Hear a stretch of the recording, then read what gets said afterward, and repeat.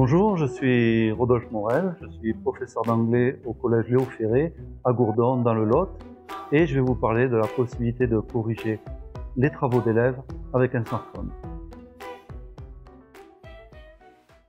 En tant que professeur de langue, j'ai toujours donné des travaux audio à faire à mes élèves.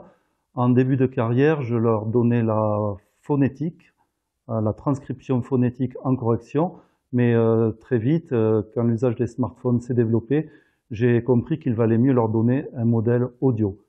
Alors, particulièrement petit que le lait, donc accent sur la deuxième syllabe. Donc j'ai commencé à corriger les productions audio des élèves avec mon smartphone, et ensuite j'ai corrigé de la même manière les productions vidéo, et finalement j'ai même fini par corriger les travaux écrits des élèves avec mon smartphone. Effectivement, les élèves me rendent des travaux audio ou des travaux vidéo, et moi je fais un enregistrement à part avec mon téléphone. C'est-à-dire que je produis un fichier indépendamment de celui de l'élève. Et c'est ce fichier correction que je mets à disposition sur un espace partagé auquel l'élève a accès. Alors, pour corriger un travail écrit, eh bien, je lis la copie et je fais mes annotations à l'oral. Alors, cela apporte une très grande plus-value parce que sur une copie, je n'ai pas la place de dire grand-chose, alors que quand je m'exprime, je peux vraiment personnaliser la correction. Attention, tu commences ta phrase par last year, donc c'est suivi d'un prétérit obligatoirement. Donc last year I went, et non pas last year I have been comme tu as écrit. Alors cette pratique a apporté une très grande plus-value, en particulier pour la correction en classe des dissertations ou des devoirs, pour la simple et bonne raison que les bons élèves qui n'ont pas besoin de correction ne sont pas intéressés.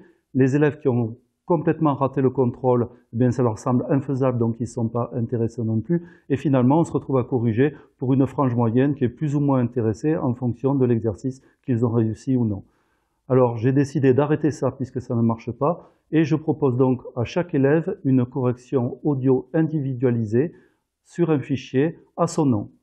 Donc je prends mon smartphone, je corrige et je nomme le fichier au prénom de l'élève.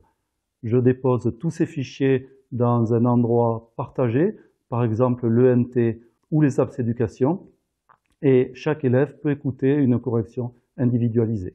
De la même manière, lorsqu'une copie est très bonne ou lorsqu'un travail d'élève est très bon, l'élève n'a rien à faire en correction, et donc je peux verbalement lui proposer d'autres activités que je mets en ligne et qu'il peut réaliser avec la tablette. Alors, je m'appuie sur une flotte d'iPad dont nous disposons dans l'établissement. Donc chaque élève peut travailler sur son propre iPad et avec ses propres écouteurs. Alors en classe, j'ai quelques écouteurs pour les étourdis qui les oublient. Je m'appuie également sur le NT et depuis peu sur les apps éducation qui me permettent de stocker les fichiers que je destine aux élèves. Alors je n'ai utilisé aucun logiciel particulier, sinon le dictaphone de mon téléphone ou de ma tablette. Je n'ai pas vraiment rencontré de difficultés dans cette approche. Le pire qui ait pu m'arriver, c'est des élèves qui n'ont pas leurs écouteurs. Alors j'en ai 3 ou 4 en plus, mais au-delà, bien, je peux pas. Mais voilà, c'est un problème à la marge et dans l'ensemble, ça se passe très bien. Voilà, alors le conseil que je peux donner à tout enseignant que cette technique intéresse, c'est tout simplement de tester avec son propre téléphone la fonction dictaphone et de mettre les fichiers à disposition dans un dossier partagé des apps éducation. C'est très facile, n'importe qui peut le faire.